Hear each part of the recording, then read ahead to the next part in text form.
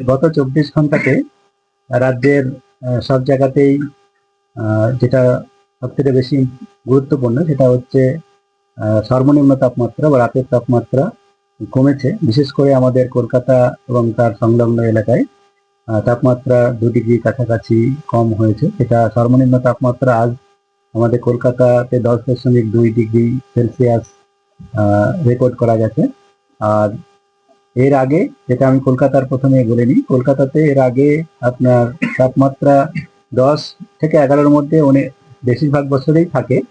তবে 10-এর নিচে যেটা গেছে আমাদের 2013 সালে 9ই জানুয়ারি 9.0 9.0 হয়েছিল। তবে এটি আমাদের যদি আমরা সর্বনিম্ন তাপমাত্রা নিরিখে যদি দেখি, তাহলে সর্বনিম্ন তাপমাত্রার নিরিখে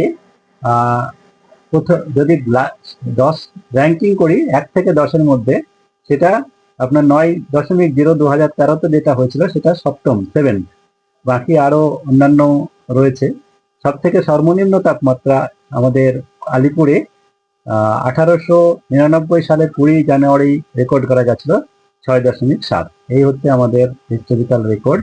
আর আমরা যদি গত কয়েক বছরের দেখি, 10 থেকে 11-র মধ্যে কাছাকাছি যেটা রয়েছে আমাদের 2023-এও 10.9 হয়েছিল 6ই জানুয়ারিতেই। 2018-তে 10.5 হয়েছিল 8ই জানুয়ারি। এরকম ভাবে 10 থেকে 11-র মধ্যে তাপমাত্রা আপনার গত 10 বছরের মধ্যে বেশ কয়েক বছরই রয়েছে।